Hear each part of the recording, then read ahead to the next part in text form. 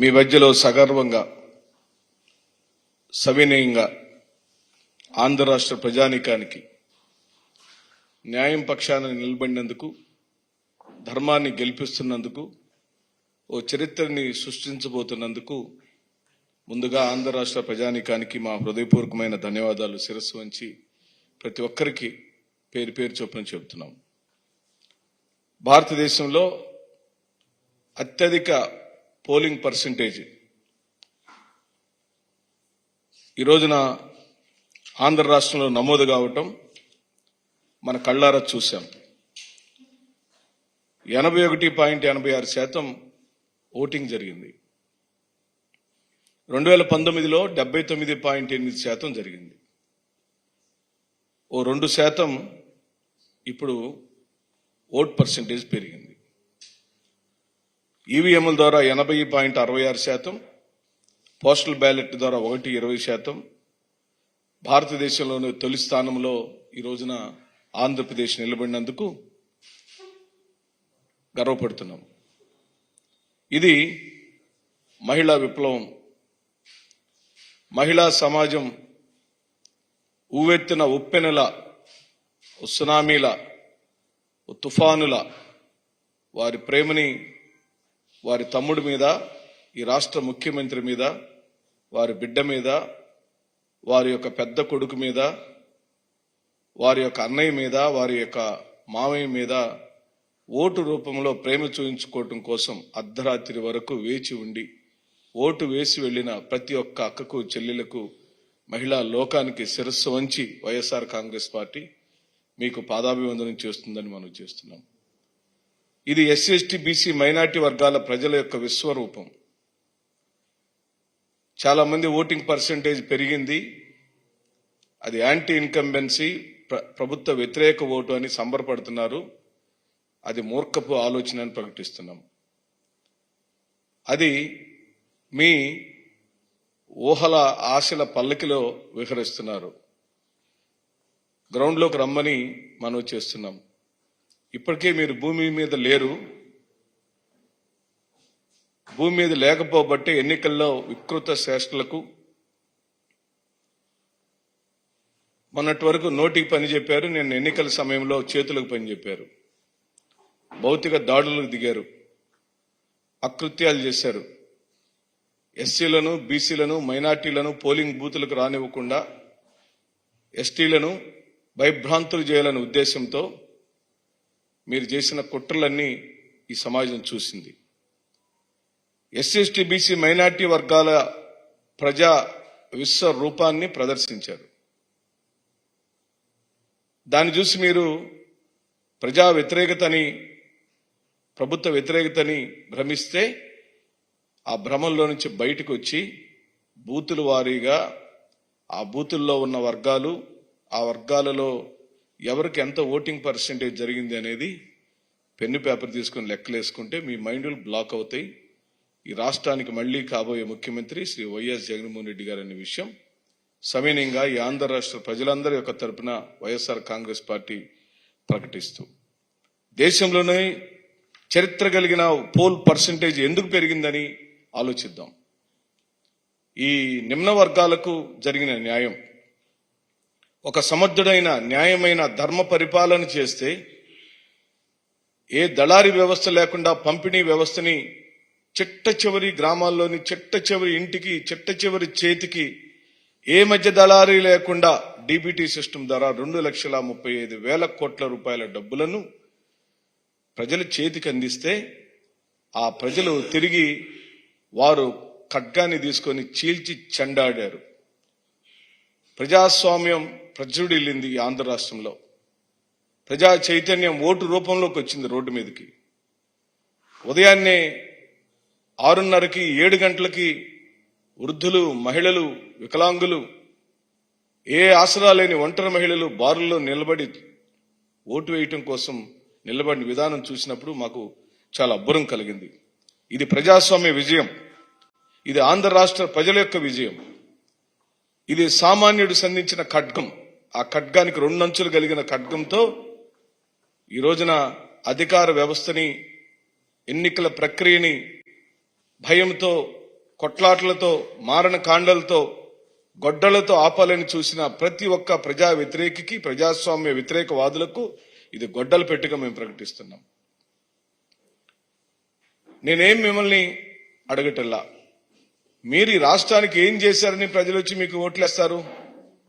ఈ రాష్ట్రానికి మేలు చేసిన వాడు, ఈ రాష్ట్రంలోని అత్యధిక జనాభా కలిగిన ఎస్సీలకు, ఎస్టీలకు, బీసీలకు, మైనార్టీలకు, పెద్ద కులాలను చెప్పుకుంటున్న వారిలోని పేదవాళ్లకు, అనగా కమ్మవారికి, రెడ్డి గారికి, క్షత్రియులకు, బ్రాహ్మణులకు, వైశ్యులకు, కాపులకు ఈ రోజున ఈబీసీ నేస్తం ఇచ్చిన మహానుభావుడు, కాపు నేస్తం ఇచ్చిన మహానుభావుడు. అలాంటి ఆయనకు ఓటేయటానికి బారులు తీరారయ్యా. మీరేమో దాన్ని పార్టీల పరంగా కొలుస్తున్నారు, మేమైతే ప్రజల యొక్క అంతరాత్మ ప్రబోధానుసారంగా కొలుస్తున్నాం. ఏ చేతితో అయితే ఈ రోజున డీబీటీ సిస్టమ్ ద్వారా లబ్ధి పొందారో ఆ లబ్ధిదారుడు తిరిగి న్యాయం చేయడానికి వచ్చేదానికి ఎవరి యొక్క ప్రమేయం లేదు, ఎవరి యొక్క ప్రోద్బలం లేదు, మీ యొక్క ఎలాంటి బెదిరింపులకు లొంగలేదు. అందుకే మీరు ప్రత్యేకంగా ఎస్సీ బూతుల మీద దాడులు చేశారు, బీసీల ఓటు ఎక్కడుందో అక్కడ దాడులు చేశారు, మైనార్టీలు ఎక్కడ ఓటింగ్కి వస్తున్నారో అక్కడ దాడులు చేశారు, ఎస్టీస్ అనగా షెడ్యూల్డ్ ట్రైబ్స్ కొండల్లో కోనల్లో ఉండే మైదాన ప్రాంతంలో ఉండే ఎరుకుల యానాది కులస్తులను, కోయ జాతి కులస్తులను ఓటింగ్ రానికుండా పూర్తిగా మీరు ఆధిపత్య రాజకీయాలను పోలింగ్ బూతుల్లో ప్రదర్శించారు. నా దగ్గర వీడియో విట్నెస్లు నేను మనవి చేస్తున్నా. నాకే స్వయ అనుభవం అయింది. నేను రీజనల్ కోఆర్డినేటర్గా, సిట్టింగ్ ఎమ్మెల్యేగా ప్రకాశం జిల్లాలో బూతుల దగ్గర పోలింగ్ ఎలా జరుగుతుందని మేము ఫోన్ల ద్వారా ఎంక్వైరీ చేస్తుంటే, ఫలానా ఎర్రగొండపాలెం నియోజకవర్గం, ఎర్రగొండపాలెం మండలం, వీరభద్రాపురం అనే విలేజ్ లో షెడ్యూల్డ్ ట్రైబల్స్ సంబంధించిన పోలింగ్ బూత్ లో పూర్తిగా అగ్రవర్ణ పెద్దలు, ఆ గ్రామానికి సంబంధించిన గద్దలు పోలింగ్ బూత్ మొత్తాన్ని ఆక్రమించుకొని ఆ పేదవాళ్లనైన ఎస్టీ కోయ జాతి వాళ్లను, ఎరుకుల యానాది కులస్తులను పోలింగ్ బూత్లోకి రానివ్వకుండా ఎలా ఉన్నారో మీకు చూపిస్తాను నా ప్రెస్ మీట్ చివరిలో. మీరే న్యాయ నిర్ణేతలు కదా, ఇప్పటికే మీరు తీర్పు ఇచ్చేశారు. ఇది కేవలం Telugu Desam party, Janasena party, BJP party కుయుక్తి కుమ్మక్కు రాజకీయాల పరాకాష్ఠగా మేము ప్రకటిస్తున్నాం. అధికారం కోసం, అధికారమే పరమావధిగా అధికారం చేపట్టడం కోసం ఈ రాష్ట్రంలోని అత్యధిక జనాభా కలిగిన ఎస్సీలను, ఎస్టీలను, బీసీలు, మైనార్టీ జాతులను భయభ్రాంతులు చేసి మీరు ఓటు వేయించుకోవాలని మీరు అనుకున్నారు. కానీ జూన్ 4వ తారీఖు నాడు ఉదయం సరిగ్గా 11 గంటలకు దిక్కులు పిక్కటిల్లేలాగా మళ్లీ ఆంధ్ర రాష్ట్రానికి వైఎస్ జగన్మోహన్ రెడ్డి ముఖ్యమంత్రి అని ప్రజల యొక్క తీర్పులు ఆ రోజున ఈవీఎంలో నుంచి వస్తుంటే మీకు దిమ్మ తిరిగి మైండ్ బ్లాక్ అయి బొమ్మ కనపడుతుందని చెప్పి ప్రకటిస్తున్నాం. మీరు ఊహాజనితమైన లోకంలో మీరు భయపెడితే ఓటు రాలేదని, ఓటర్ రాకూడదని, బూతుల్లోకి రాకూడదని, ఆ బూతులు మీరు ఆక్రమించి రిగ్గింగులు చేయాలని మీరు చేసిన ప్రతి కుట్రలు పల్నాడు జిల్లాలో కొత్త గణేశన్పాడులో కాస్ మహేష్ రెడ్డి గారి మీద దాడి చేయడానికి ట్రై చేశారు. ఆ ఎంపీ గారైన అనిల్ కుమార్ గారి మీద దాడి చేయడానికి ట్రై చేశారు. స్వయాన మా జిల్లా అధ్యక్షులు, పల్నాడు జిల్లా అధ్యక్షులు పిన్నెల్లి రామకృష్ణారెడ్డి గారి కొడుకుని తల పగలగొట్టేశారు. అమ్మటి రాంబాబు గారి మీద దాడి చేయాలని ట్రై చేశారు. చెవిరెడ్డి భాస్కర్ రెడ్డి గారి మీద దాడి చేయాలని ట్రై చేశారు. చెవిరెడ్డి భాస్కర్ రెడ్డి గారి కుమారుడైన మోహిత్ రెడ్డి గారిని ఈవీఎంలు భద్రపరిచిన ఆ మహిళా కాలేజీ దగ్గరికి వెళ్తే అక్కడ దాడి చేయడానికి ట్రై చేశారు. వీటన్నిటికీ దేనికి సూచన? మీ ఓటమికి సూచన అని చెప్పి మనం చేస్తున్నాం.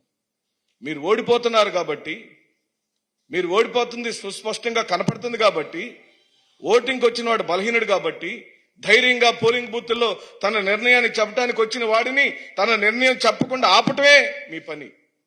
కానీ తెలుగుదేశం పార్టీ ఈసారి బొక్క బోర్లగా పడింది.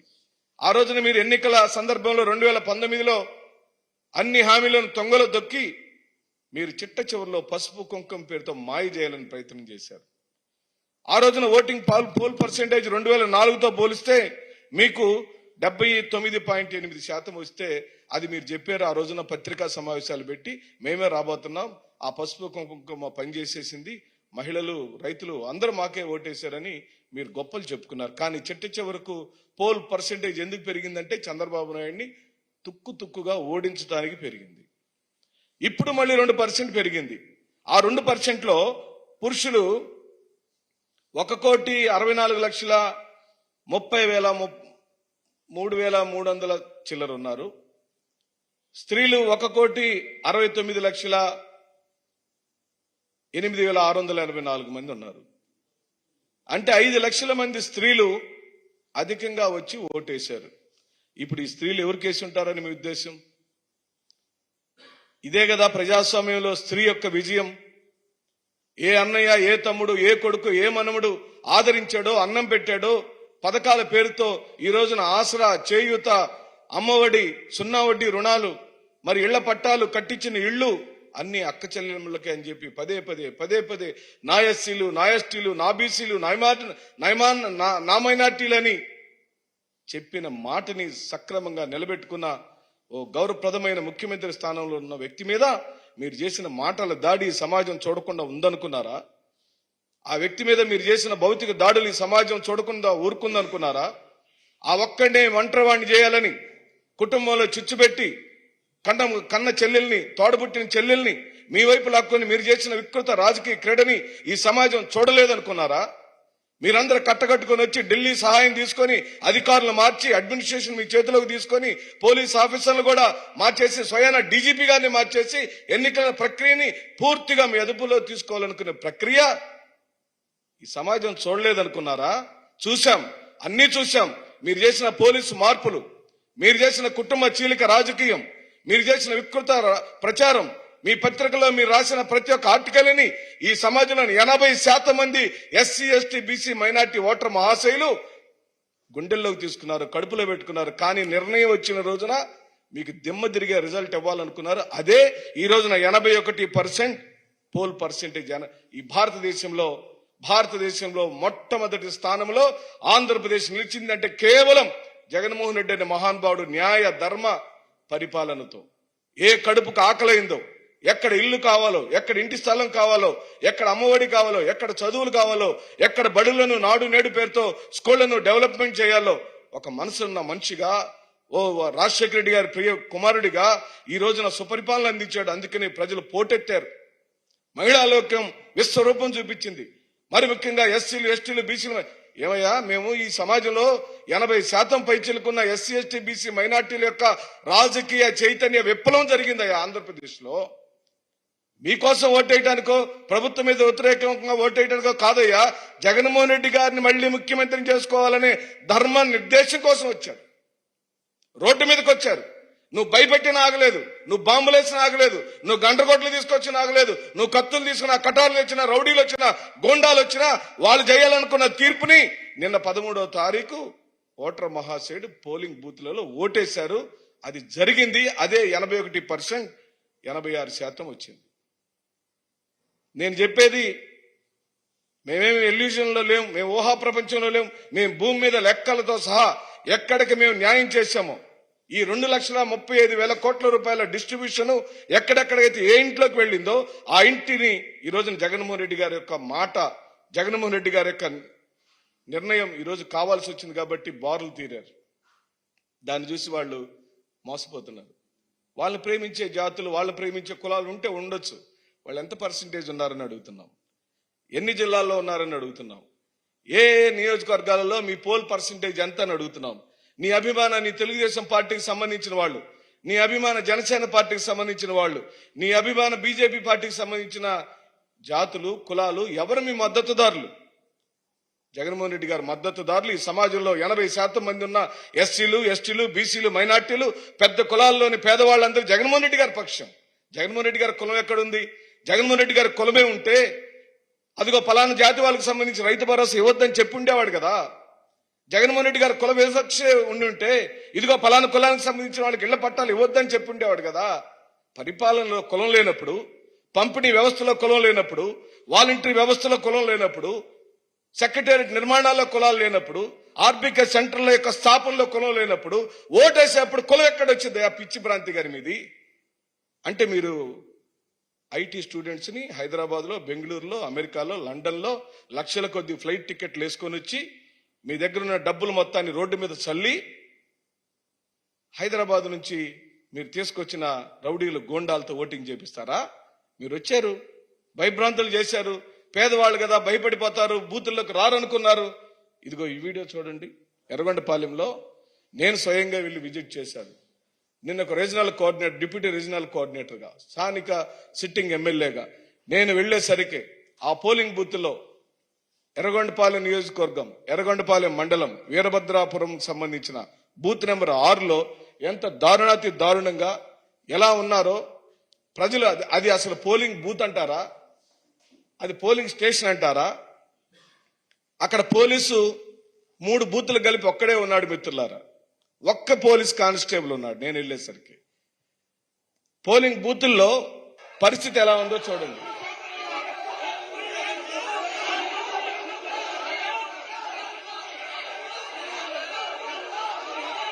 అతను ఒక్కడే ఉన్నాడు.